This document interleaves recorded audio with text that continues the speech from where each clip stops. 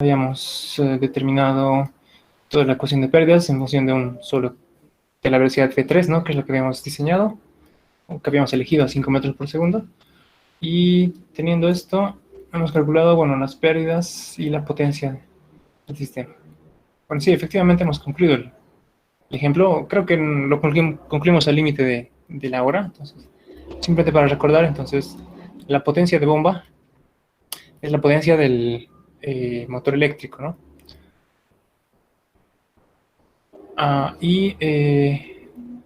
Bueno, habíamos determinado tanto la potencia. Ya sé que estábamos haciendo. En la anterior clase estuvimos haciendo bombas, ¿verdad? Teníamos que ver un último detallito de las ecuaciones de bombas. Bien, sí, es cierto, este lo habíamos concluido entonces, este ejemplo. Lo que nos quedaba pendiente era un poco ver el tema de las bombas. Voy a aprovechar de mostrarles, bueno, acá. Bueno, voy a comentarles algunas cosas. Dentro de la misma carpeta de auxiliatura y todo esto, donde tienen ustedes el texto guía y otros ejemplos resueltos, he actualizado los textos guía, ¿no? Entonces ya es una revisión un poco más completa, que ya incluye toda la teoría completa en realidad. Entonces yo creo que si le dan una lectura, ya está prácticamente de forma oficial esto como el texto de descripción. Entonces ya pueden revisarlo esto, salvo algunas correcciones que voy a seguir haciendo. Esto ya está prácticamente su texto de teoría del que pueden estudiar. Y tienen acá también ejemplos resueltos, ¿no? Todos los que he estado poniendo, bueno, lo tienen en forma de un texto acá. Entonces, cualquier capítulo, cualquier temita teórico que puedan tener dudas, también pueden revisarlo desde acá o desde las diapositivas del docente. Este va a ser luego desde el siguiente semestre, y creo que este será el texto de apoyo para la materia, ¿no? El texto guía para mecánica de fluidos. Simplemente comentarles eso. Aparte, dentro de estas carpetas había dejado en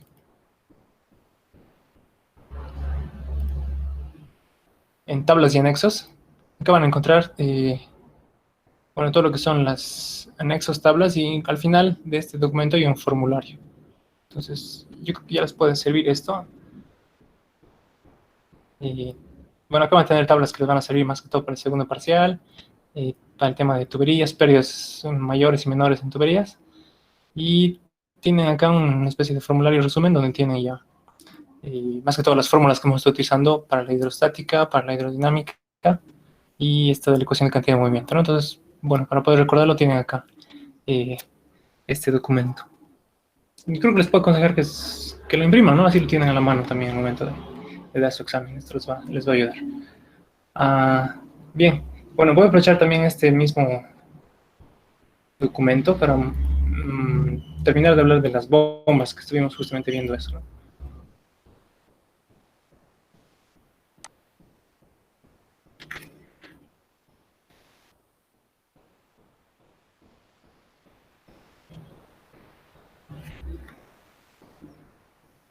Y habíamos llegado prácticamente hasta el final de esto de las bombas, pero creo que lo importante acá son entender, bueno, los parámetros y sobre todo las curvas de una bomba, ¿no? Este tipo de curvas.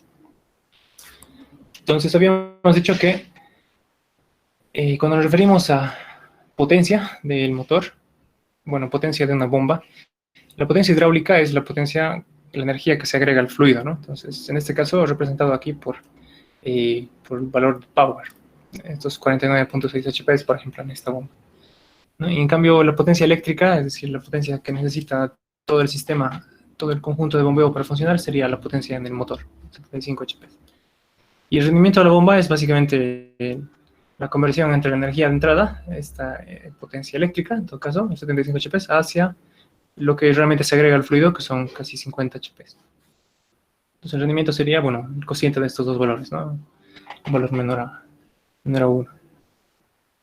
Y el valor que calculamos con peso específico por altura de bomba, por caudal, bueno, es esta potencia hidráulica, ¿no? Es este valor sería el que calculamos.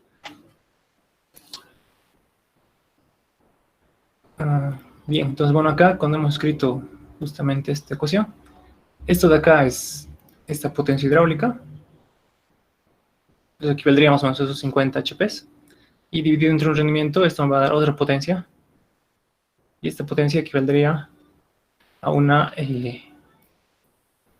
esta sería la potencia eléctrica en todo caso, ¿no? La potencia necesaria en la red para hacer funcionar todo el sistema de bombeo. Y este término, bueno, este es el que equivale a la... Este sería el término de potencia hidráulica, ¿no? La que realmente llega al fluido en forma de presión y caudal. Bien, entonces, bueno, con ese detallito, sabemos que el rendimiento de la bomba es la conversión entre esos dos tipos de energía. Estamos hablando un poco de esto, ¿no? Entonces habíamos dicho que... voy a hacerlo así. Tenemos, bueno, en realidad tenemos dos ejes, ¿no? El eje de...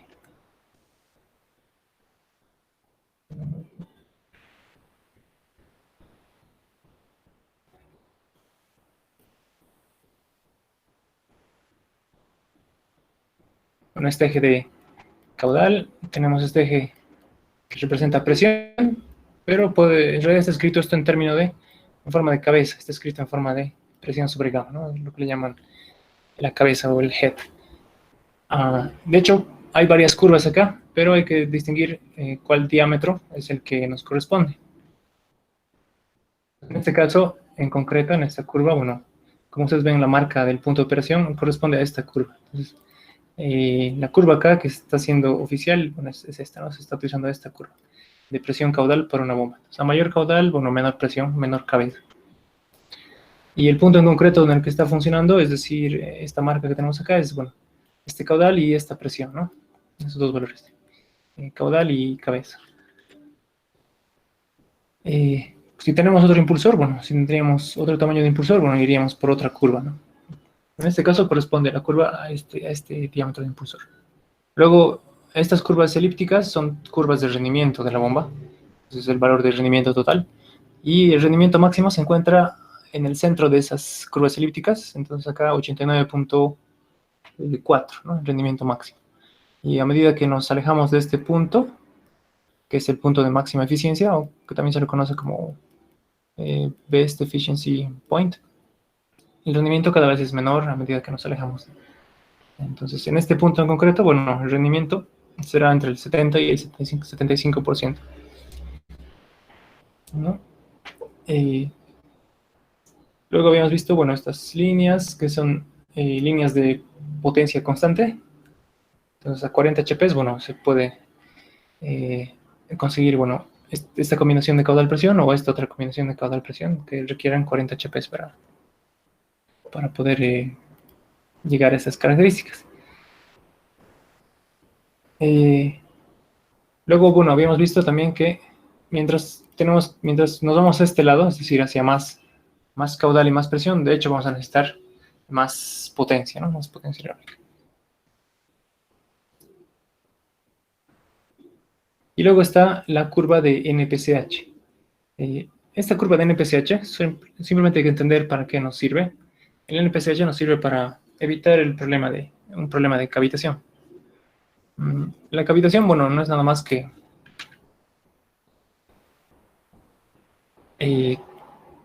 la generación de una zona de presión tan baja.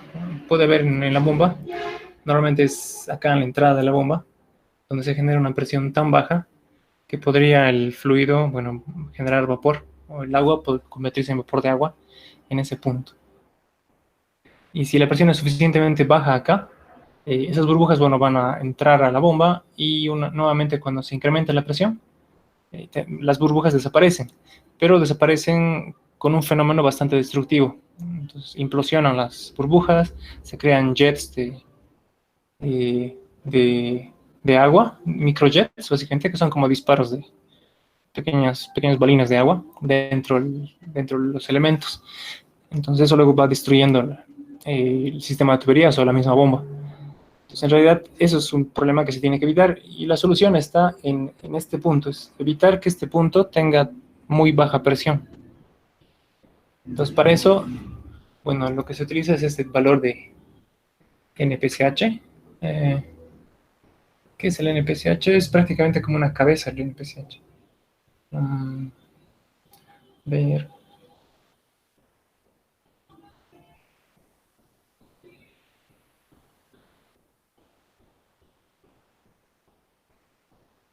No sé si lo he puesto acá. No, creo que no.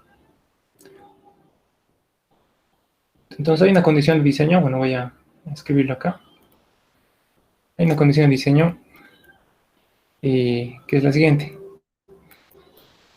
NPCH. Hay dos NPCHs. Hay uno que es un NPCH requerido, es decir, cuánta cabeza de presión es básicamente las unidades de esta unidad, las unidades de esta ecuación son como, eh, como cabeza en realidad. Bueno, tiene esas unidades, son distancia, son unidades de metros.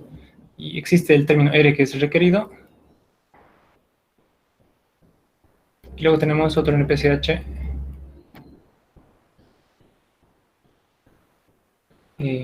A. Bueno, este es por el inglés, viene a ser disponible. NPCH disponible. Entonces, como yo les mostraba, como veíamos en el sistema, en este sistema,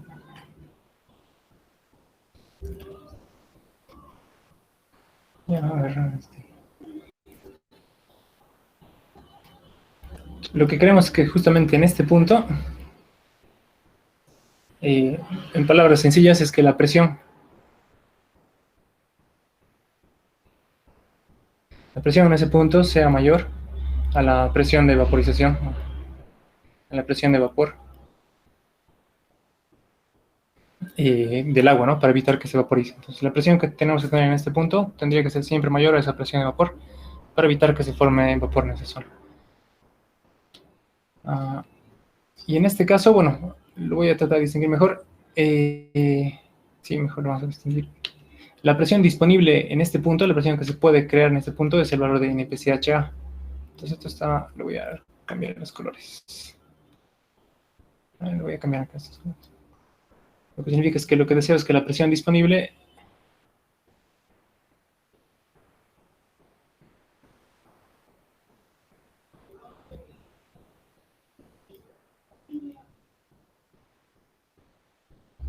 bueno, venga a ser siempre mayor a la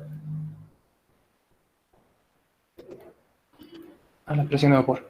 Entonces, de cierta manera, el NPCH adquirido representa a la presión disponible por el sistema en este punto. Entonces, esto es representado por ese coeficiente NPCH adquirido, y lo que deseamos es que sea mayor al valor de la presión a la cual en realidad se estaría vaporizando el agua. Y eso el fabricante suele hacer pruebas para determinar con su bomba, bueno, a qué condición de presión se genera vaporización, ¿no? Entonces, acá esto sería el PCH requerido. Esta es la condición de diseño. Matemáticamente, verificando los coeficientes, se verifica de esta forma que no exista cavitación. Ese es el diseño para evitar cavitación. Y el real fenómeno que se está evitando es eso, ¿no? Que se formen burbujas de vapor, haciendo que la presión del sistema, en este punto en concreto, en los puntos críticos de la bomba, sea mayor a la presión de vapor del fluido. Para evitar, entonces, cavitación.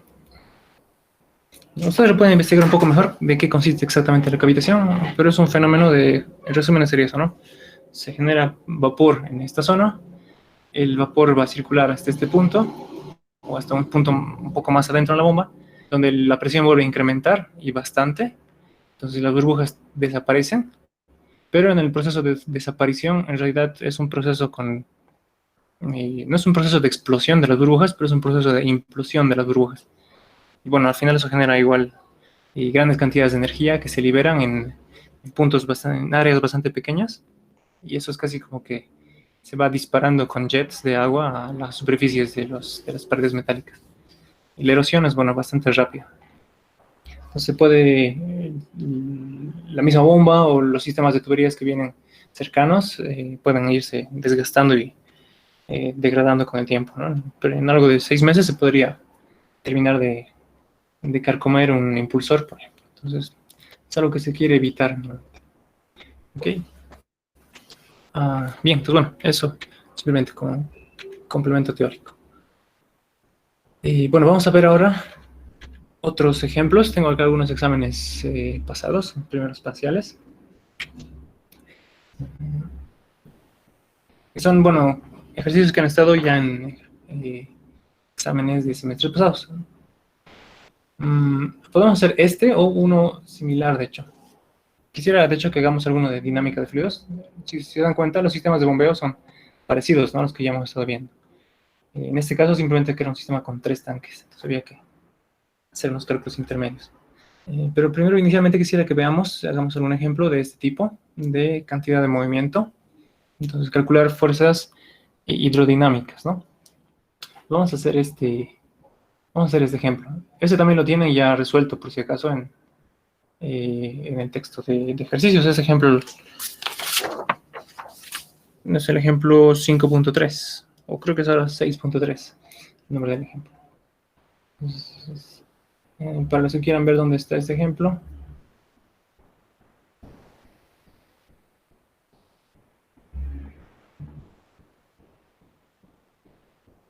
lectura, acá entre los archivos PDF, los ejemplos resueltos, correspondería a la cantidad de movimiento, y tienen este ejemplo. Bueno, es este mismo, ¿no? Ese es el que está. Entonces lo vamos a resolver.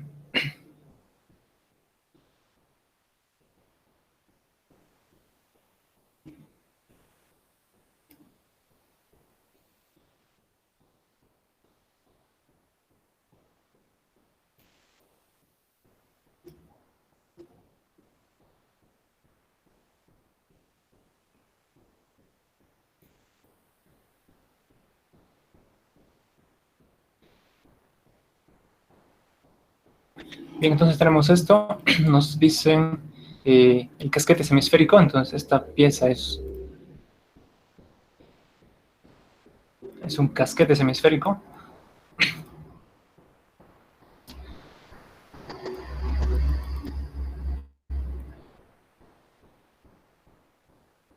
De radio R, ¿no? Entonces es una mitad de esfera, básicamente, lo que tienen acá. Simplemente visto en una vista de sección. Bueno, acá tal vez correspondería a dibujar un eje de revolución, ¿no? Se mueve, este casquete se mueve con velocidad constante U y es impactado por un chorro de diámetro D mayúsculo. Entonces, bueno, el que tienen acá, ¿no? Es este que está representando. Y con una velocidad incidente, bueno, V, ¿no? Por otro lado, hay un inyector situado por delante, ¿no? Sería este de acá. Y ese dispara un chorro a una velocidad de D1, ¿no? Entonces, la velocidad de este chorro... No, perdón, esto es V1. Estamos. Velocidad V1 de incidente, por un orificio de diámetro D minúscula. Entonces, en todo caso, este diámetro del orificio, ese es el diámetro D minúsculo, que está acá representado, bueno, según este orificio. Y nos piden determinar la potencia desarrollada por el movimiento. Entonces, tenemos un sistema en el que el ala B, que es este casquete semisférico, entonces, sobre esa superficie está desviándose el chorro de agua. Ese ala B está en movimiento, ¿no? Entonces, esto es un problema de... Bueno, corresponde a esta categoría de problemas de ala B móvil, ¿no? Lo primero que tenemos que hacer con los ala Bs móviles es, bueno, relativizar el movimiento y hacer que el ala B quede relativamente en reposo, ¿no? Un sistema de referencia donde va a quedar en reposo. Entonces, ese es nuestro primer paso. Bueno, para hacer esto más sencillo, tengo, de hecho acá, justamente tengo el sistema convertido a forma relativa. ¿Qué es lo que hacíamos para convertir el sistema en forma relativa? Agregamos, ¿verdad?, una velocidad opuesta a la velocidad de movimiento, entonces una velocidad U en esta dirección, y dependiendo del sistema de referencia, bueno, que puedo elegir yo dirección X positiva para este lado y dirección Y, por ejemplo, para este lado. Voy a hacer la suma vectorial de todos los componentes con esta nueva velocidad. Entonces, a la entrada también voy a agregar esa velocidad 1 en ese sentido. Y a este chorro que va a ingresar por este lado, también voy a agregar esa velocidad U. Entonces, al final, bueno, serían todas las velocidades. voy a hacer la suma vectorial de todas estas velocidades, tanto en el chorro incidente, en el chorro que viene por detrás y en el objeto, en el álave en sí. Entonces esto va a dar 0 al sumarlos. Esto va a dar, según el sistema de referencia, va a dar V menos U, ¿verdad? Que es este que tengo acá. Y este chorro, bueno, va a sumarse, ¿no? Va a dar V1 más U, ¿no? Es lo que tengo escrito acá. Entonces, y esta ahora sería esta velocidad 0, ¿no? Habríamos logrado detener el objeto. Una vez haciendo esa modificación a las velocidades de todos los elementos, de todos los chorros, recién podemos empezar a buscar encontrar la salida, la velocidad de salida, ¿no?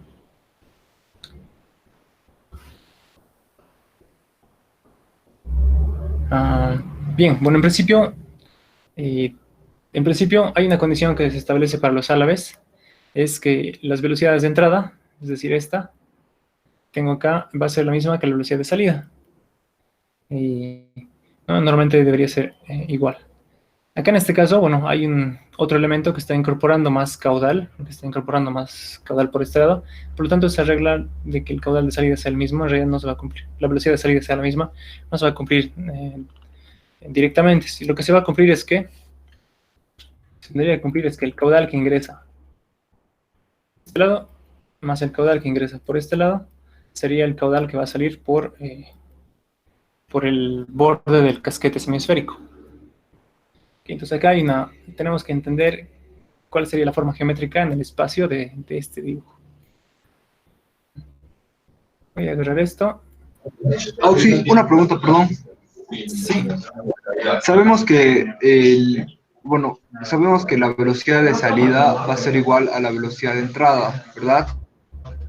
Sí. Pero aquí vamos a tener, por decirlo así, tendríamos dos velocidades de entrada, una que es la que está a la izquierda y la otra que es la de la derecha. Tendríamos que hacer una suma vectorial entre esas dos para saber cuál vendría a ser la velocidad de salida. Ya. Sí, está bien la pregunta. De hecho, claro, este ejemplo nos da esa duda. La condición de Álave, ustedes saben qué es eso, ¿no? La velocidad de entrada, la velocidad de ingreso, bueno, en valor absoluto, por ejemplo, y ya no, sin considerar la componente vectorial, tendría que ser igual al módulo de la velocidad en la salida, ¿no? Eso sería básicamente la condición de Álave. Ahora bien, en este sistema vamos a considerar este otro caso, la conservación de caudales. Entonces vamos a considerar la continuidad.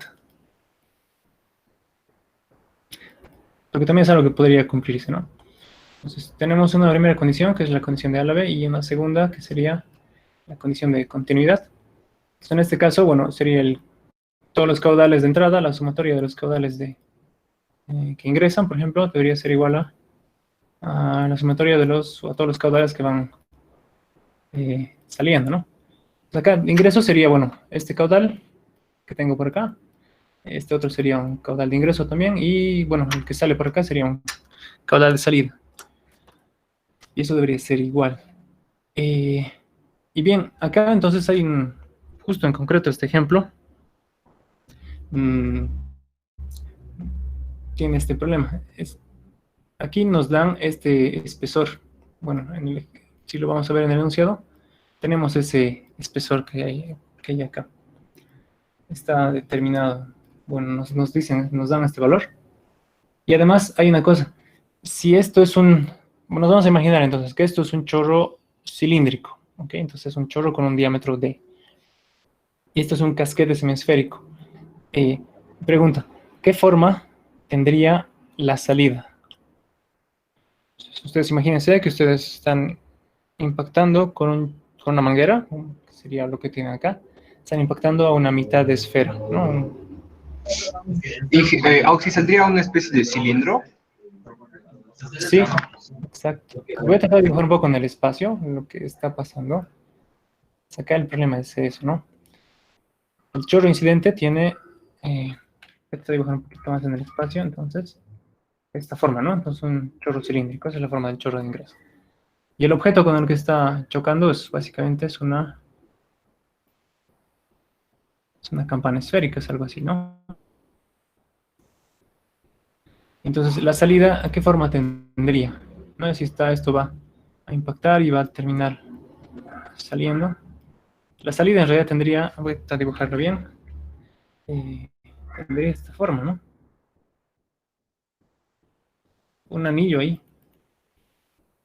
Sería ese anillo, como este anillo, y bueno, esto va saliendo, ¿no? De esa forma. Entonces, oh, acá la velocidad de salida, bueno, va por todo el contorno, ¿no? Entonces, ¿se entiende eso?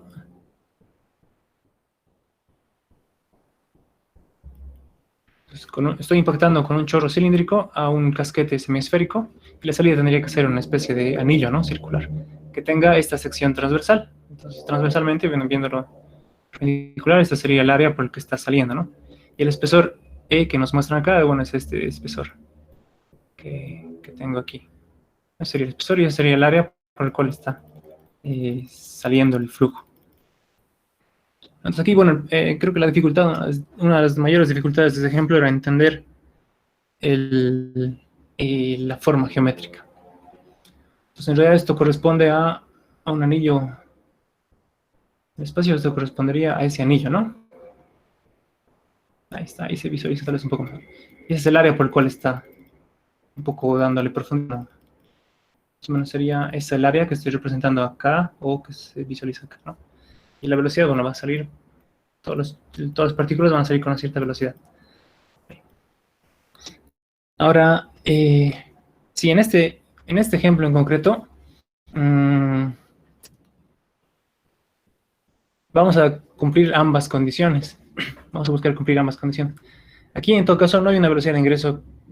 ¿Cuál sería la velocidad de ingreso? ¿Sería esta o sería esta?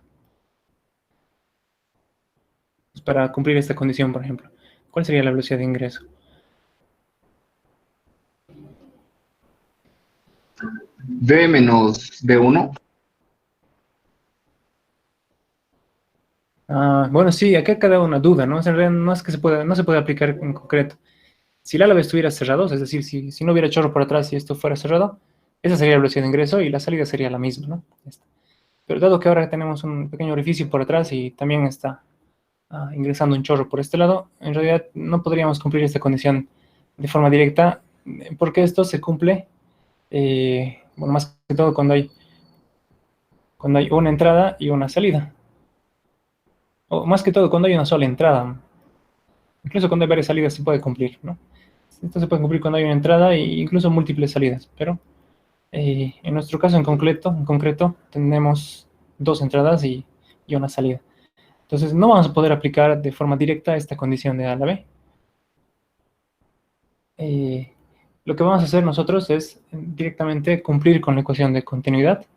Y bueno, esto vamos a tomar una velocidad que no va a ser ni la velocidad de ingreso, ni esta otra. Vamos a directamente definir una velocidad de salida cumpliendo, basándonos en la ecuación de continuidad.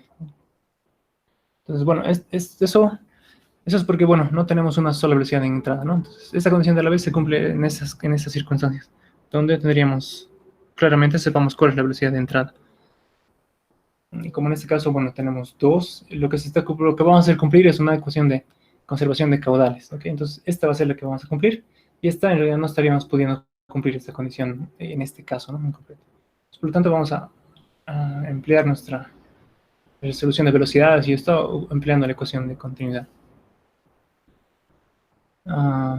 Bien, entonces, si se entiende un poco esa forma geométrica, acá voy a hacer lo siguiente. Entonces, velocidad de ingreso y esta velocidad de salida. ¿Cómo lo calculamos? Con conservación de caudal. Entonces,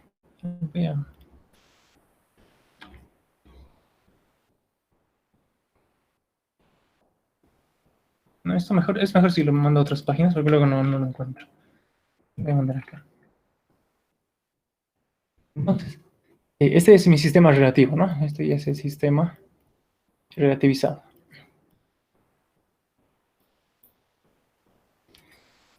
Calculemos el caudal, los caudales entonces de entrada. Este caudal vamos a llamarlo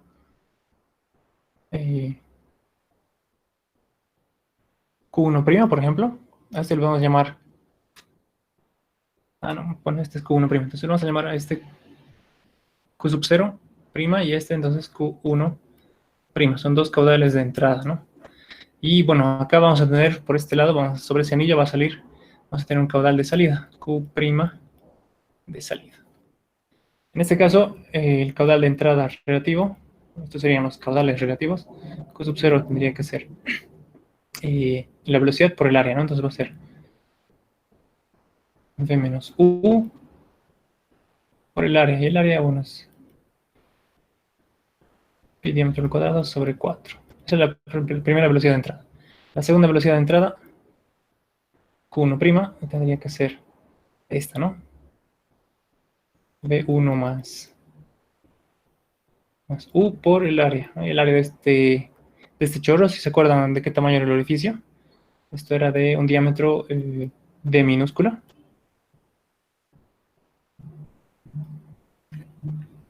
Entonces con eso tenemos este otro caudal de entrada, ¿no? Y finalmente, entonces el caudal de salida es la suma de estos dos elementos. Entonces es la entrada más esta entrada más esta otra entrada, ¿no? No sé si se puede factorizar algo, creo que sí. Pi sobre 4. Bueno, eso daría entonces d cuadrado por v menos u más este otro término, d cuadrado por v1 más u, ¿no? Bien, esto solamente es una expresión. Entonces ya logro escribir la ecuación o la función del caudal de salida. Para encontrar la velocidad relativa, todo esto son los caudales relativos. Calculemos ahora la velocidad de salida.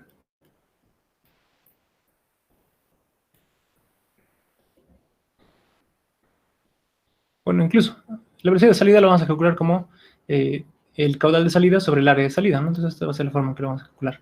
El caudal de salida sobre el área de salida, esa va a ser la velocidad de salida. Entonces para eso necesitamos calcular el área de salida, ¿no? Esa área, y por eso hemos hecho ese análisis. Sabemos ahora cuál es el área de salida. Voy a más bien hacerlo de esta forma.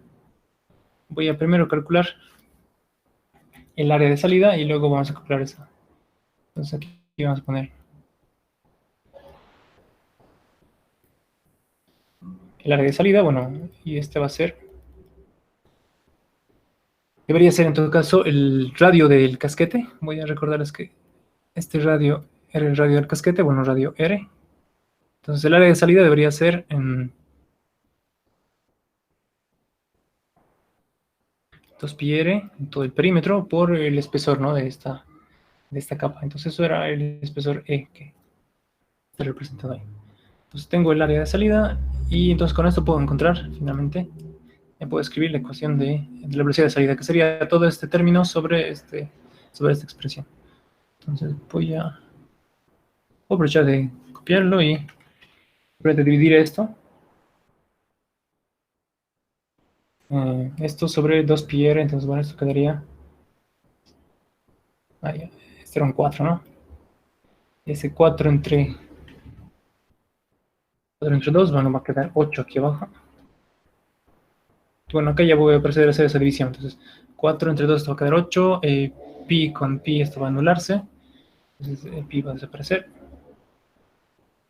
Y dividido entre r y e. Entonces, bueno, esto debería quedar entre re.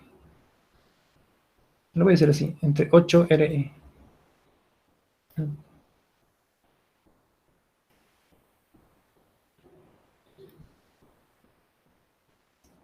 Entonces, bueno, el resultado de dividir esto entre esto va a quedar esta expresión de acá. Entonces, con eso tengo en realidad la velocidad de salida, que es otro parámetro que necesitaba encontrar. La velocidad del chorro en la salida. ¿Qué es lo que necesito para resolver entonces las fuerzas dinámicas en un sistema, en una ala B? En realidad lo que yo necesito es, en todos los puntos de entrada y salida, es decir, acá, Y bueno, acá va hacia la salida, por ejemplo. Bueno, nos vamos a referir a este punto como todo el anillo de salida. Y este punto, ¿no? Necesitamos conocer presiones, velocidades y alturas de cada uno de esos puntos. Bueno, acá también. Presión, velocidad. Oxy, una pregunta, perdón, ¿será que puede volver a repetir cómo sacamos el área de salida? Por favor, es que me perdí. Ah, ya, claro, claro. Ya, perfecto. Entonces, bueno, para el área de salida el área de salida es el área donde tenemos esta velocidad, ¿no? Entonces, esta es mi velocidad de salida. El área de salida es el área, entonces, transversal del flujo. Y si recordamos lo que habíamos visto, trato de aproximar. En el 3D, bueno, esta sería mi forma en la que sale el chorro. Estos vectores son la velocidad de salida. Y el área de salida es esta área transversal por donde está saliendo el chorro, ¿no? Entonces, si se fijan, es esto más esto, pero en el visto en el espacio sería en realidad este anillo, ¿no? Este anillo sería el área de salida. Entonces, este es el área de salida, ¿no? Si le trato de dar profundidad a este dibujo, bueno, sería más o menos algo así, el área de salida. ¿No? Entonces ahí se puede tal vez entender un poco mejor. Este sería el área de salida, ¿no? El chorro está saliendo únicamente por a través de esa área transversal. Y eso, bueno, lo calcularíamos como 2πr por el espesor, ¿no?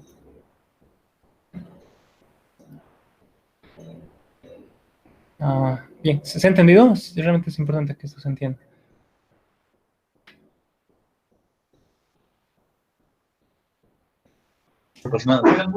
Pero, Oxy, no, sí, ya me ubiqué.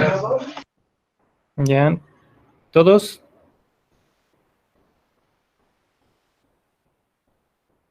Entonces, imagínense, tal vez puedan hacer ustedes la prueba. Agarran con una manguera, van a ustedes a mojar o a tratar de mojar una mitad de esfera. Eso puede ser incluso una cuchara, puede darnos una imagen bastante sencilla. Pasa con un chorro y en realidad esto va a salir disparado por todo el contorno, ¿no? En forma de un anillo que ocupa este espacio. Entonces el chorro va a ir saliendo por todo este contorno. Entonces sería su área transversal y eso es lo que estamos utilizando en este caso. Entonces, esa es mi área de salida que hemos calculado según esa forma, ¿no? Y bueno, entonces teniendo el caudal y el área, calculamos luego la velocidad. Lo que sigue. Bueno, de acá en realidad nos tocaría establecer la ecuación de cantidad de movimiento para poder calcular entonces todo lo que son esas fuerzas. Aquí, bueno, con sub 0. Vamos a hacer ahora entonces la ecuación de cantidad de movimiento para este sistema.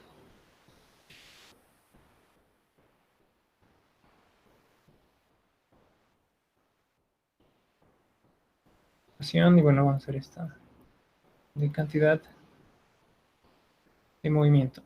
Si recuerdan esa ecuación, es esta, ¿no? Nos dice lo siguiente, que la sumatoria de fuerzas externas, en todo caso, a un volumen de control, va a ser igual a la integral de este término.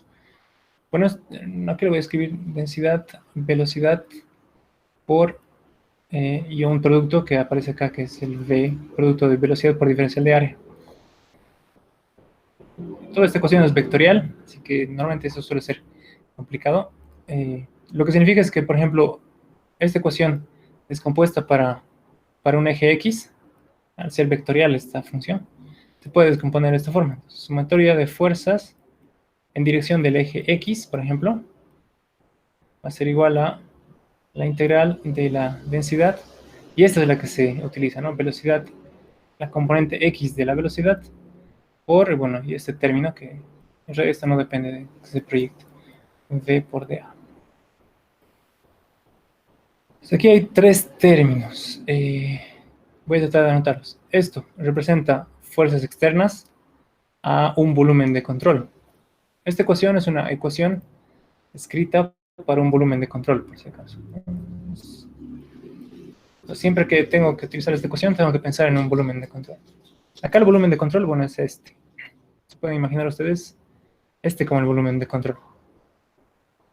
Es decir, todo el espacio del... Bueno, ese es mi volumen de control. Entonces, ese volumen de control tengo regiones donde hay ingresos, donde hay entradas, ¿no? Hay zonas donde hay ingreso de fluido. Este de acá, ¿no? Este es un área de entrada. Luego hay otra área de entrada que sería este de acá, ¿no? Se nota aquí. Es otra área de entrada, ese volumen de control. Y tengo un área de salida que sería ese anillo, ¿no? Que hemos tratado de identificar en ese momento. Entonces, esta es una área de salida de ese volumen de control. Entonces, los flujos, bueno, van a ingresar por acá, van a ingresar por acá y van a salir por ese anillo circular.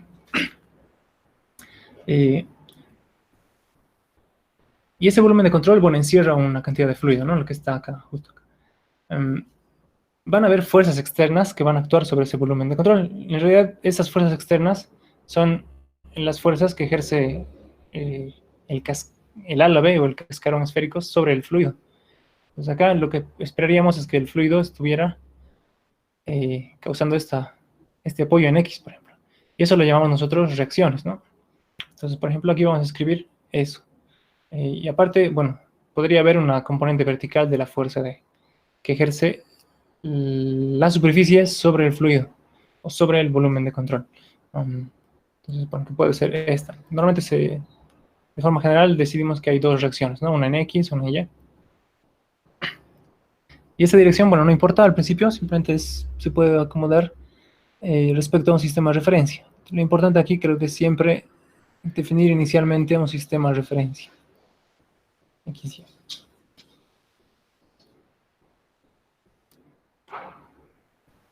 Ok, entonces, esas fuerzas, esas reacciones son las que ejerce la cuchara sobre el fluido. Entonces, son externas al fluido. Luego está, aquí entonces son reacciones. Esas cosas van a ser fuerzas externas. Y hay una cosa más que sería fuerza externa, serían las fuerzas de presión. Bueno, en este caso, es como que si yo sé que el fluido de este lado viene con cierta presión, entonces si tuviera presión a ese volumen de control, al líquido en el volumen de control, bueno, esto generaría una cierta presión en este punto. Entonces, si existe una fuerza diferente de la presión atmosférica, en todo caso esa fuerza se considera en este término de la ecuación. Entonces, lo que les digo es que para las fuerzas en X, por ejemplo, acá se consideran tanto las reacciones externas como las fuerzas de presión. Y acá podrían haber, ¿no? Entonces, en este caso, bueno, creo que es cero, porque la presión es atmosférica fuera, entonces en este caso no se da, pero hay casos en los que es diferente de cero. Acá, la presión actuando sobre un volumen de control, bueno, normalmente suele ser compresiva, entonces comprime hacia el interior del volumen de control. Y acá, bueno, si existe presión también, empezaría a actuar en este sentido, ¿no? Entonces, nuevamente comprimiendo el volumen de control. Y, bueno, nosotros ¿qué escribiríamos en este término? Simplemente la reacción en X, porque no tenemos fuerzas de presión, o en este caso son cero todas las fuerzas de presión. Bien. Y este término, esto también hay que saber entenderlo, V por dA, el producto punto de dos vectores, el vector en velocidad por el vector diferencial de área. Esto es un caudal. Entonces, bueno, voy a tratar de dibujar acá. Acá voy a agarrar una pequeña porción, justamente esa sección transversal, y eso daría un diferencial de área, ¿no? Bueno, voy a escribir un dA. Los vectores diferenciales de área a un volumen de control, por lo general, siempre son definidos siempre hacia afuera del volumen de control. Es decir, que si yo agarro una porción de área acá, su diferencial de área va a quedar mirando hacia afuera del volumen de control, hacia este lado. Si yo agarro una pequeña porción de área, bueno, que bordea, digamos, este volumen de control, su dirección tendría que ser hacia afuera del volumen de control, entonces, a este lado. Bueno, en este caso estoy seleccionando ese diferencial de área, el área de entrada, y hacia afuera del volumen de control queda mirando a este lado, ¿no? Esa sería la dirección del diferencial de área. en la entrada. Y bueno, ustedes saben la velocidad, bueno, tiene esta dirección, ¿no? Entonces la velocidad de entrada en este caso, que sería v menos u. Y el producto de dos vectores, en este caso, que son opuestos, va a dar menos, bueno, va a dar un signo menos, va a dar el valor el valor de las magnitudes por el coseno del ángulo que forma, ¿no? Entonces acá el ángulo es 180, eso me va a dar menos 1, ese coseno de ángulo. Entonces esto en realidad se va a convertir en, esto es lo que se define como flujo. Esta definición vectorial es el flujo de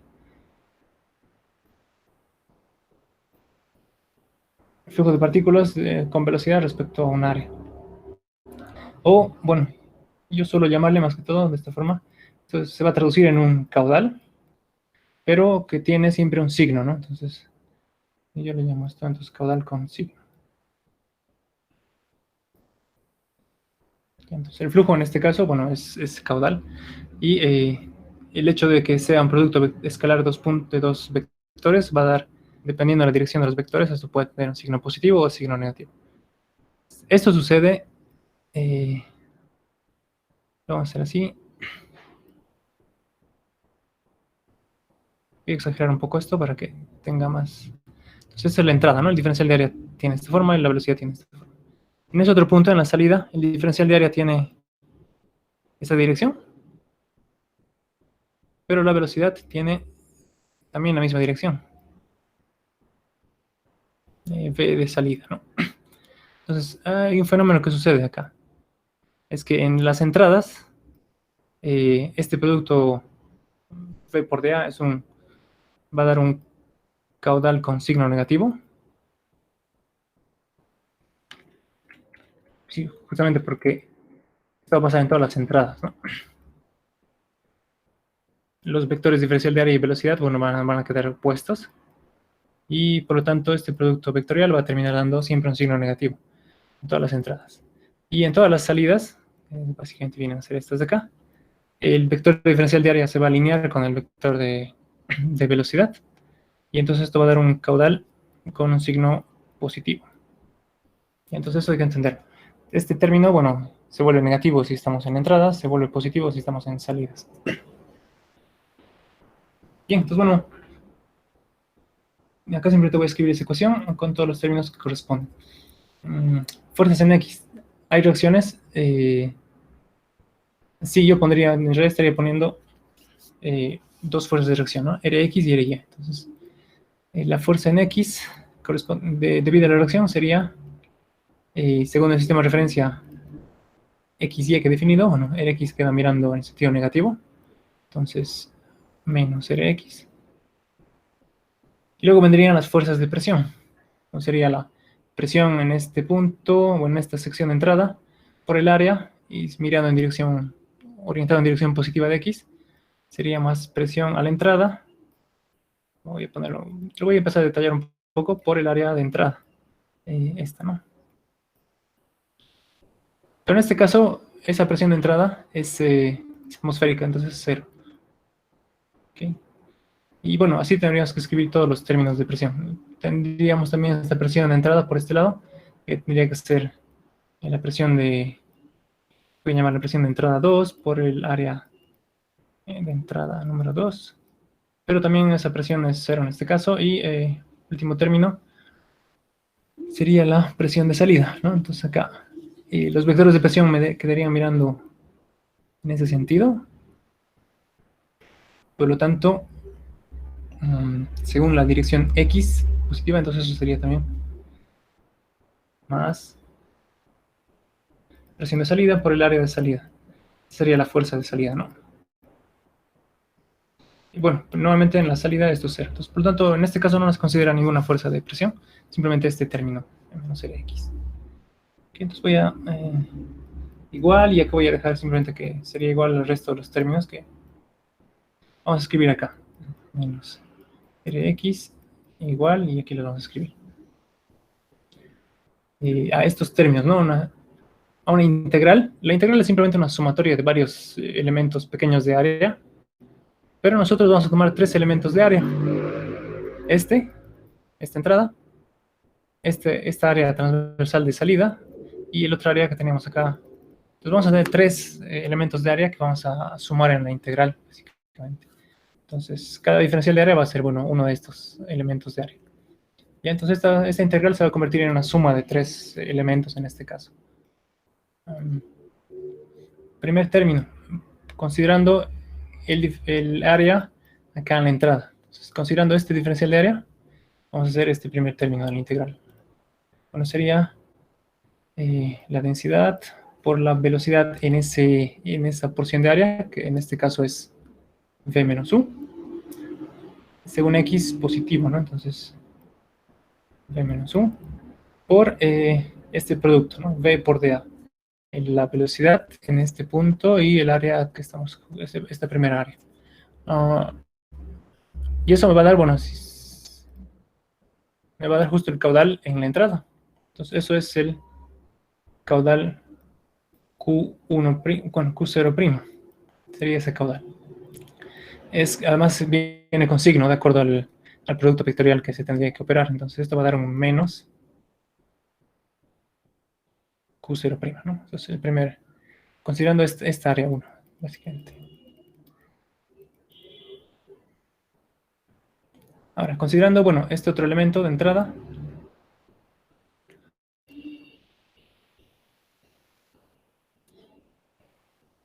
tendría, bueno, voy a hacer más, la densidad por... bueno, aquí hay un temita igual.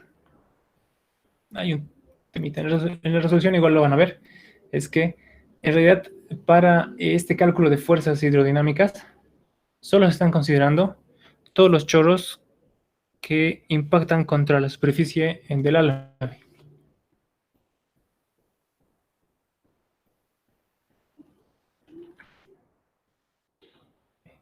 Es un truco. Bueno, esto es como, así es como la trampa de este ejercicio, en realidad. Esta ecuación de cantidad y movimiento sirve para determinar fuerzas en álaves, ¿no? Cuando un chorro, un fluido, choca contra una superficie. Pero, ¿qué pasa con este chorro? Este chorro no impacta con la superficie del álave, ¿no? Sino impacta con el fluido directamente. Es decir, que este chorro está interactuando directamente con este otro chorro. Y no está impactando como este, por ejemplo, sobre la superficie y desviándose sobre la superficie. Entonces, en realidad, hay una cosa que tenemos que hacer acá. Es lo siguiente.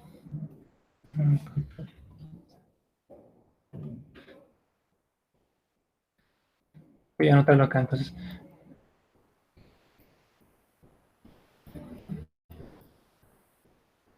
Considerando solo los chorros que impactan contra la superficie del álave,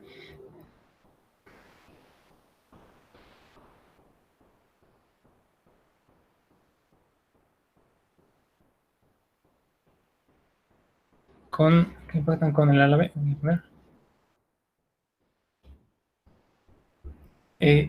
eso haría que este no se considere, ¿no? Porque este en realidad está llegando, pero no está chocando con ninguna superficie sólida, sino directamente está interactuando con este fluido, ¿no? Entonces acá se mezcla, pero no hay un momento en que este chorro está actuando o interactuando con la superficie sólida.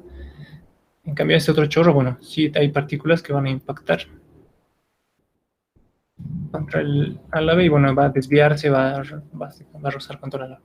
Entonces, en realidad, solamente consideraríamos estos chorros, en realidad, los que están llegando con esta velocidad y no así este de acá atrás. Entonces, en la ecuación de cantidad de movimiento que estamos escribiendo, habríamos considerado este que es el que ingresa por este lado, pero no consideraríamos este de acá, porque no ingresa, no llega a chocar directamente con el álave. Ya, entonces por eso no vamos a tomar el segundo término. Y este chorro de salida, bueno, sí ha interactuado con el álave para poder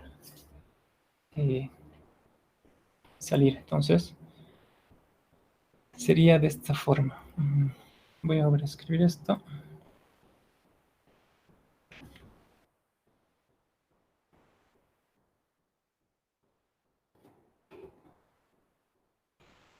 Sería el chorro incidente, el primero. de acá. Luego no estaría considerando, voy a poner un 0 para modo de decir que no estoy considerando este. Chorro 2. Este sería como que el chorro número 1. Y el que sale por acá sería el que vamos a considerar como número 3. Ya que es un incidente, dos incidentes y uno de salida, ¿no? Entonces estaríamos considerando este primer término. El Oh, sí, segundo una vamos a pregunta, considerar. perdón, interrumpo. ¿Me puedes explicar, o sea, por qué, por el hecho de que no esté impactando con el árabe el chorro de el caudal y por qué lo tomamos como cero en la parte de, en la igualdad, digamos? Eso no estoy entendiendo muy bien por qué lo tomamos como cero. Bueno, normalmente es porque sucede esto, ¿no? Normalmente los ejercicios que van a tener son algo así. Este puede ser el árabe y este puede ser el chorro. Voy a tratar de dibujarlo. Y este es su chorro, por ejemplo, ¿no? Entonces luego tienen ustedes una velocidad de ingreso y luego tienen una velocidad de salida. Velocidad de salida, bueno, que serían iguales, ¿no? En este caso. Pero si se fijan, este chorro interactúa con el álabe, es decir, porque roza con la superficie del álabe y llega a impactar o a rozar, bueno, sobre la superficie del álabe. Y hay muchos ejemplos, por ejemplo, en varios otros casos, incluso cuando tengan un chorro de este tipo,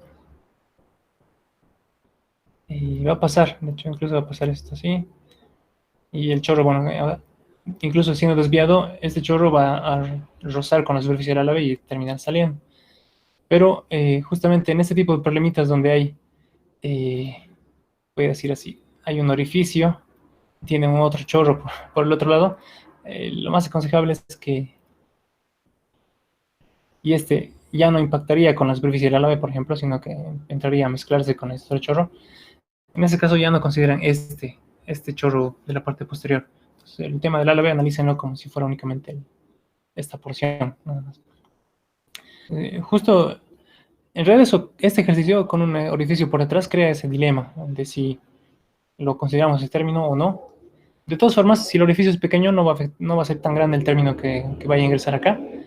Pero lo que he visto es que el docente, al momento de resolver el ejemplo, justamente detallaba eso, ¿no? Que como este chorro no impacta con la superficie del álabe, no tenemos un fenómeno como este, sino que es como que sería como, también podría ser como algo que es como que tuviéramos un chorro que está incidiendo contra esta cantidad de fluido, pero no contra el álabe, ¿no? En realidad no contaría para el efecto del álabe unos chorros que no interactúan directamente con el álabe. Es un poco por esa razón, trato de... entonces aquí lo trato de identificar por colores para que se entienda mejor. Entonces este chorro 1 sí impacta con el álabe, entonces está su término acá. Chorro número 2 no impacta con el álabe directamente, sino que con ese otro chorro de fluido. Por lo tanto, estamos despreciando su efecto. Y este último, este sale del álabe, es decir, este ha interactuado también con el álabe en su trayectoria. Y lo estaríamos considerando, ¿no? El número 3. Entonces acá entraría esto de esta forma. Intensidad y la velocidad de salida, bueno, que es la misma que la entrada. Entonces, no, en este caso es velocidad de salida que hemos calculado, ¿no? Hemos calculado ese valor.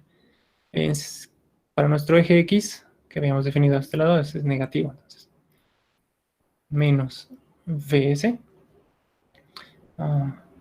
por, y acá sería por el producto de velocidad por diferencial de área. En este caso, eso es el caudal y sería el caudal de salida, ¿no?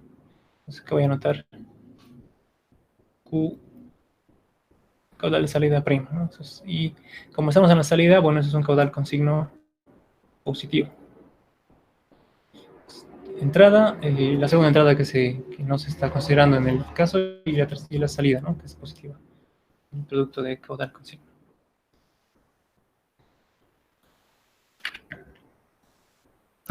Y eso sería nuestra ecuación. No sé si esta parte se ha entendido.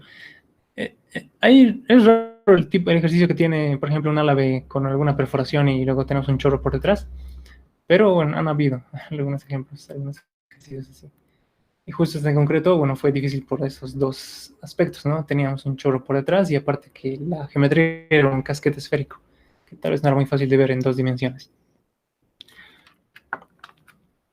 Entonces, bueno, quédense con esta idea, ¿no? Entonces, si los chorros interactúan directamente con el álabe, todos entran en la ecuación de cantidad de movimiento. Si tenemos por ahí un chorro que va a interactuar directamente con otro chorro y no con el álabe, no lo consideran en las... No pueden especificar de esa forma, ¿no? Considerando solo los chorros que impactan con el álabe. Y ahí este término, este valor, no lo consideran, no lo toman en cuenta. Ok, entonces eso es lo que pasa también acá, ¿no? En este ejemplo tenía el álabe semisférico, el chorro de incidente, que vendría a ser este, y bueno, este interactuaba y desviaba sobre la superficie del álabe, entonces hacía todo eso. Pero al momento de hacer esta ranura en la parte posterior, bueno, eso creaba un chorro que ya no interactuaría en la ecuación de cantidad de movimiento, ¿no? Entonces el que viene por acá. Ahora, si hubiéramos tenido, hubiéramos tenido, por ejemplo, diferente hubiera sido que el chorro impacte con la parte posterior del álabe pero salir y disparar en otra dirección, ¿no? No sé, también complicaría otras cosas el hecho de que este otro chorro, bueno, desvíe por la parte posterior del álabe. El volumen de control tendría que ser mucho más grande y aparte, bueno, tampoco sería tan realista. Y bueno, habría introducido otras complicaciones, el hecho de que este chorro, por ejemplo, impacte por detrás, ¿no?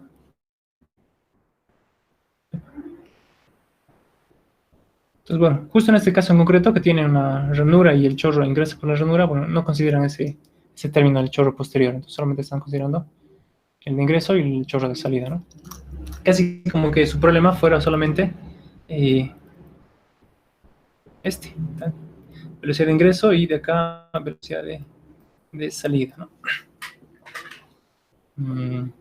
Simplemente con los caudales, bueno, acá consideran el caudal de entrada, Q sub 0, pero acá consideran el caudal que tienen en la salida, que es un poco mayor, ¿no?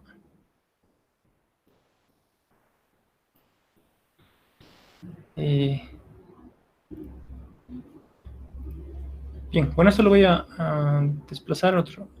Lo voy a mover acá abajo. Y vamos a continuar con lo que estamos haciendo. Entonces eso simplemente por si se topan con este tipo de ejemplos, bueno, ya saben cómo van a tener que tratarlos, ¿no? Bueno, en este caso en concreto, bueno, anulamos este término, tenemos estos dos, y de acá podemos encontrar, vamos a ir despejando la reacción en X, es lo que queremos encontrar. Entonces voy a escribir reacción en X, vamos a cambiar los signos de toda la ecuación acá. Este menos, vamos a anular los signos, entonces aquí si se fijan, este menos lo voy a anular con este de acá, y con este de acá. Bueno, ahí ven 3 menos, ¿no? Entonces, todos se vuelven positivos en realidad. Esto va a ser ρ por v menos u.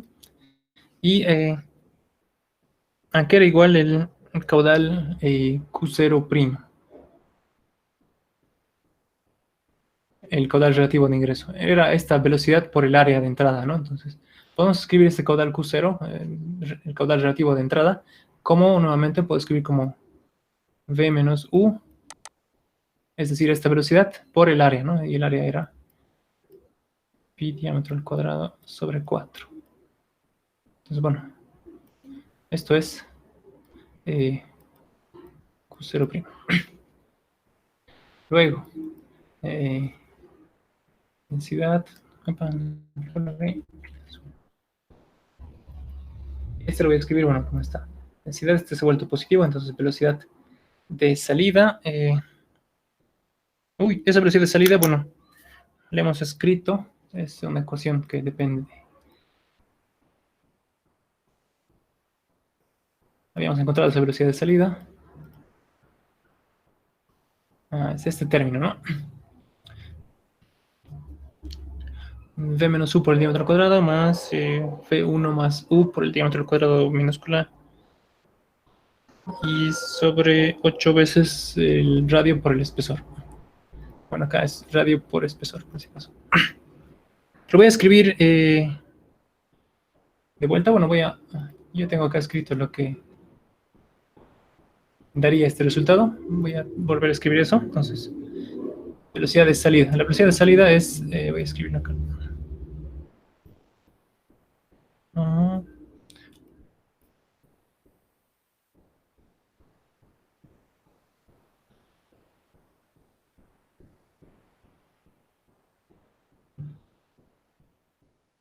P1 menos U por el diámetro acá al cuadrado sobre 8 veces radio por el espesor, ¿no? Eso sería mi velocidad de salida.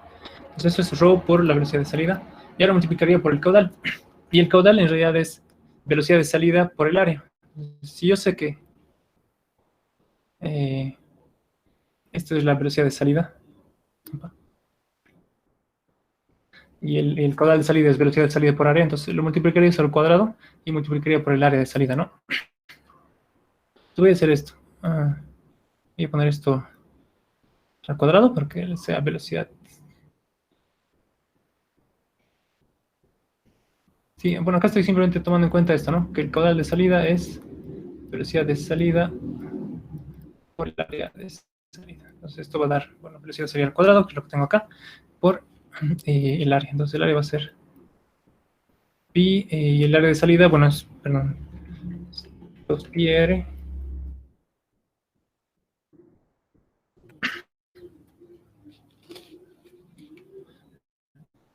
por el espesor.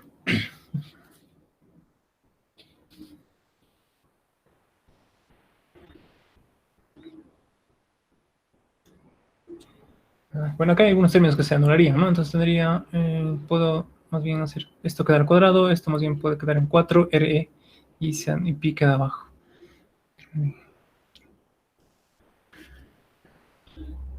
Bueno, ya tengo una expresión en todo caso de lo que es la reacción en X en función de las velocidades que tenía inicialmente en los datos, ¿no? Con esto he encontrado, bueno, falta un poco pulir la expresión, pero básicamente ya he encontrado el valor de la reacción en X. Tengo una ecuación que expresa esa reacción en X. Aquí simplemente falta simplificar este con este. Bueno, esto está al cuadrado, así que 1 desaparece. Hay que recomendar un poco nada más, ya lo tenemos. Y finalmente con esto podríamos encontrar, tenemos la reacción en X.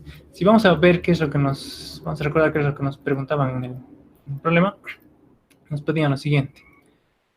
Bueno, acá hemos hecho, nos pedían determinar en la potencia que se desarrolla por el movimiento.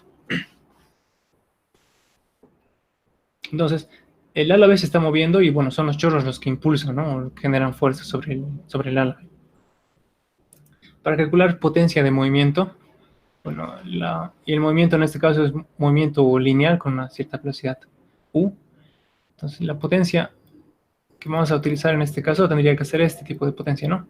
Fuerza por velocidad. Entonces, este podemos utilizar para un movimiento lineal. En este caso necesitamos encontrar la fuerza y la velocidad. Bueno, la velocidad sabemos que es esta velocidad U. Entonces, mejor si escribo esto como U. Esa es la velocidad que vamos a tomar en cuenta, la velocidad de movimiento del casquete semiesférico. Y la fuerza sería la fuerza que actúa sobre el casquete. Entonces, en realidad, esto sería la fuerza que actúa sobre el casquete semiesférico. Bueno, eso es lo que tenemos que utilizar para calcular la potencia en el objeto, en el sólido, ¿no? En el casquete esférico. ¿Cuál sería esa fuerza que actúa sobre el casquete?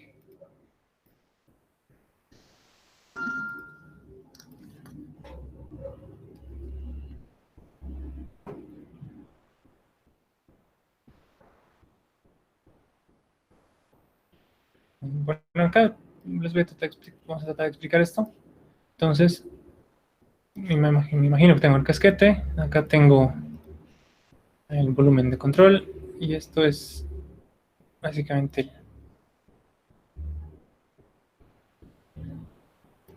los chorros que están saliendo.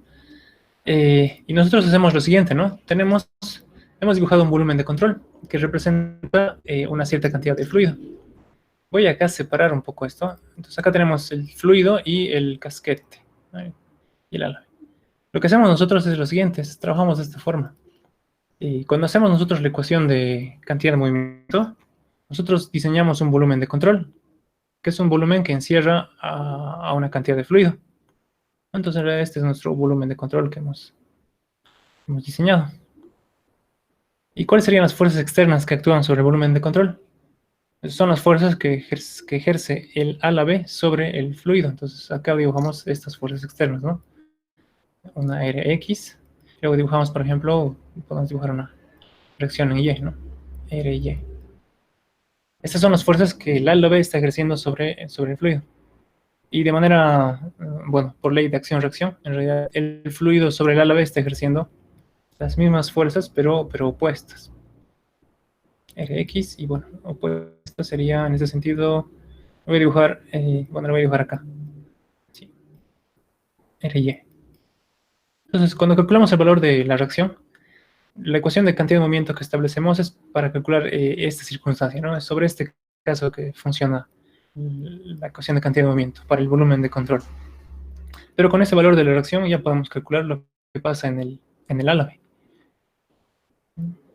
Pues simplemente porque lo que está pasando es un sistema de acción-reacción. Entonces, para la ecuación de potencia de movimiento, yo estaría tomando en cuenta la reacción, es decir, la fuerza que impulsa el álabe, por la velocidad del álabe, ¿no? Entonces, en este caso, la velocidad del álabe era U. Pues basta con que yo tome en cuenta esta fuerza y la velocidad de movimiento del álabe, ¿no? La velocidad U. Con eso determinaría, entonces esto era fuerza por velocidad, recuerden, ¿no? Vamos a utilizar esa fórmula de potencia. Basta, acá ya tenemos el valor de la fuerza, lo hemos determinado utilizando ecuaciones del volumen de control y tenemos ya la velocidad. Entonces, bueno, esto se vuelve sencillo. Voy a aprovechar de ordenar un poco la ecuación que tengo acá, es básicamente toda esta fuerza. Simplificaremos un poco y aprovecharía de simplificarla. Entonces, sería esta fuerza por la velocidad. A ver, entonces, la potencia sería, bueno, esa velocidad U por la reacción X, ¿no? Acá voy a aprovechar de hacer ya esas simplificaciones en esta ecuación.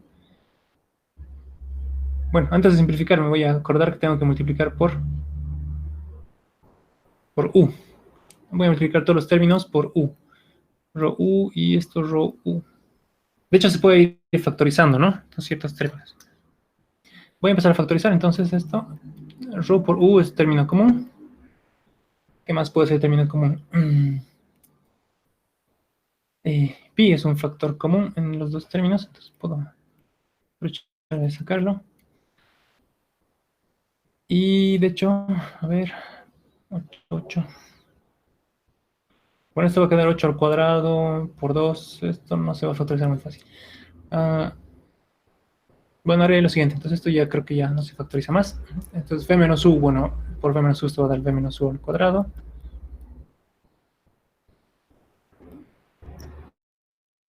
Y pi está factorizado. Acá quedaría entonces el diámetro al cuadrado sobre 4. Y de esta parte ya factorizado rho y u, el factorizado este término pi. Bueno, esto va... Creo que esto no va a cambiar mucho. Voy a tratar de hacer esta operación. Entonces, 8 al cuadrado, bueno, y esto por 2, entonces esto sería un 8 por 8, ¿no? Y esto sería también el radio al cuadrado por el espesor al cuadrado. Bueno, ahora sí esto lo...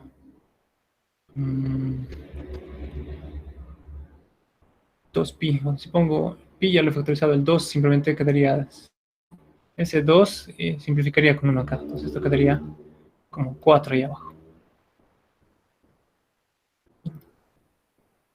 4. 2pi. Ah, ya, no copió todo. Okay. Entonces aquí es 2pi re. Bueno, entonces este R y este espesor, bueno, se simplifican con estos, ¿no? Entonces esto queda simplemente también a la potencia 1, entonces R por E. Ya. R por E. Y todo esto, bueno, sigue estando al cuadrado. Entonces voy a escribirlo. Esto creo que no lo puedo traer. Todo esto no está cambiando, entonces lo voy a copiar así tal como está.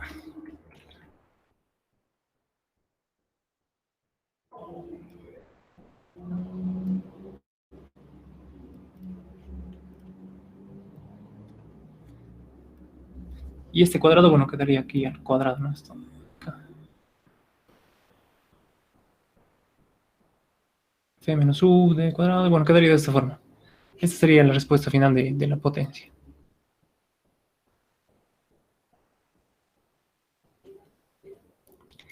En este caso.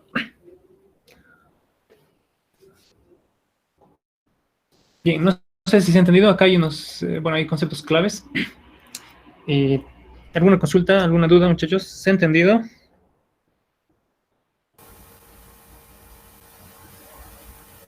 Ah, sí, ¿me escucha? Sí, sí. ¿No sería B1 más U? Ah, dame un segundo. Sí, creo que no copié bien. Sí, sí, sí. De uno menos uno. ¿Ves? Entonces sí, sí, yo cometí un error al copiar. Entonces, vamos a revisar cuál es la velocidad de salida. Y sí, me parece que era V1 más U. Ujú. Sí, está bien. Es buena observación. Entonces acá estos se me ha escapado, ¿no? Se me ha olvidado acá. Y eso también trasladaría el resultado hasta acá y hasta acá. Creo que... A ver, voy a revisar con el resultado que yo tengo. U sobre 4. Bueno, este 4 lo he factorizado también acá. Este 4 sí lo tengo. V menos U al cuadrado por D cuadrado. Más V menos U por D cuadrado. Más V1. Simplemente que estos dos, este 4 y este 4, lo he factorizado acá. Entonces podríamos, el reto que yo tengo, el que tienen ustedes en texto, este 4 y este 4 están ahí afuera, ¿no? Están factorizados. Entonces podría quedar así, ¿no? Entonces esto podría quedar ahí. 8RE. De esa forma. Entonces el resultado que yo tengo también es este. Sí, está bien. Bueno, gracias a esta observación importante. Detalles importantes, yo diría, de este ejemplo. Bueno, es esto, ¿no? Darse cuenta que la ecuación para el volumen de control nos va a servir luego para calcular la potencia en el ala, teniendo en cuenta esta ley de acción y reacción. Luego, esto es algo bien particular de este ejemplo, justamente porque tiene la ranura en el álave y un chorro que ingresa por esa ranura. Entonces, como que les he explicado, no se está tomando en cuenta ese chorro que no incide en el álave, que no interactúa con el álave directamente, sino que interactúa con esta otra cantidad de fluido. Sí, una pregunta más. Sí. Para la reacción que tendríamos que, en este caso, no, o sea, ninguno de los fluidos intervendría o generaría una fuerza en Y, ¿verdad? Ya.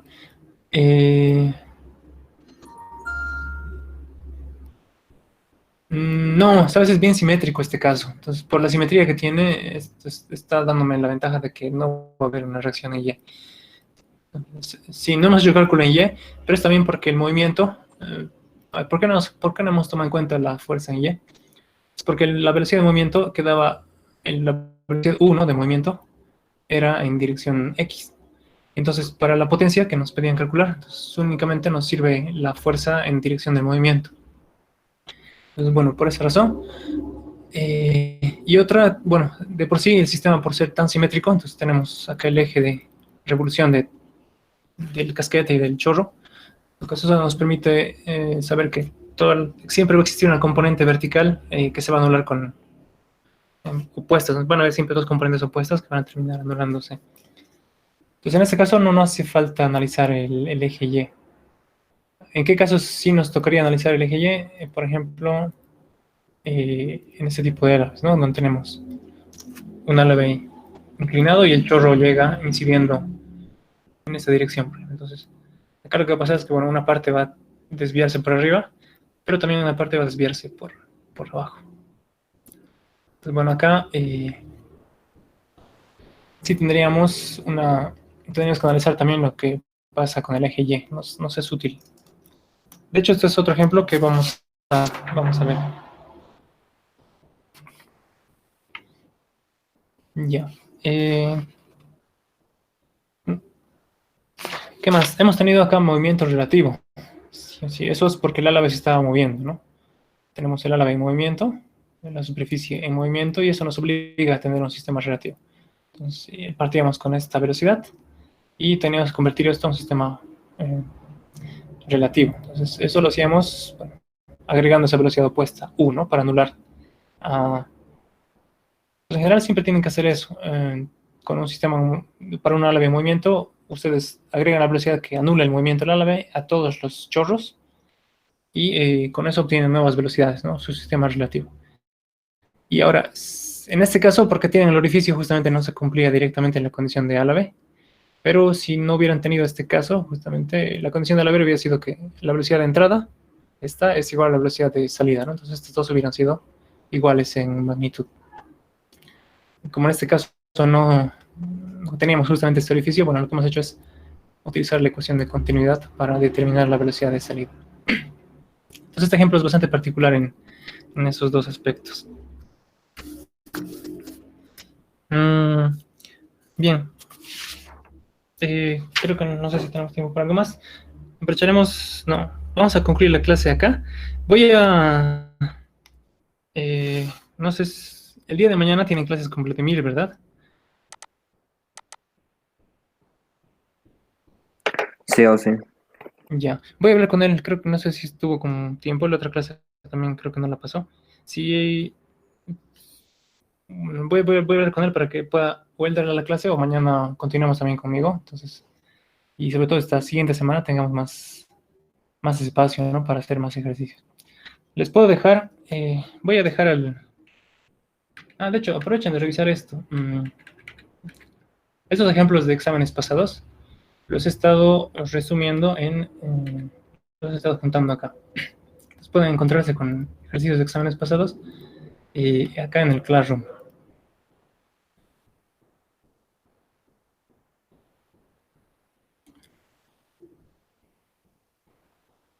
Archivos PDF, auxiliatura.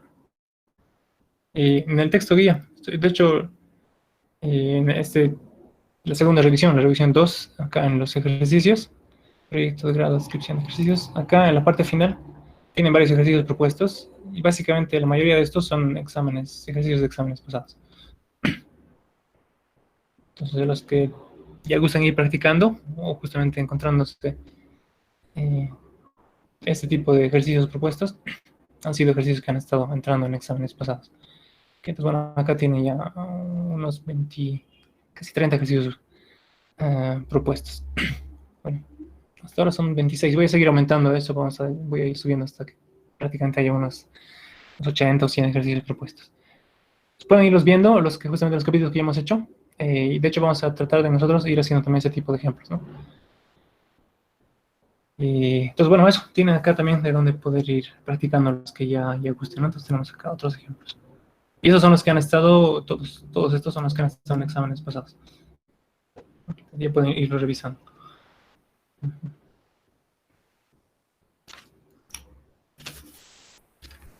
Okay. Bueno, entonces con eso hemos concluido la clase de hoy. Nos vemos en la próxima clase. Si no es mañana, sería el día viernes voy a estar asistiendo a la clase.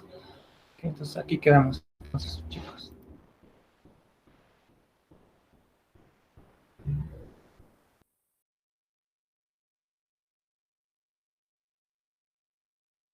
Hasta luego, Inge, muchas gracias. Auxi. Hasta luego, hasta luego. Hasta pronto. Bueno.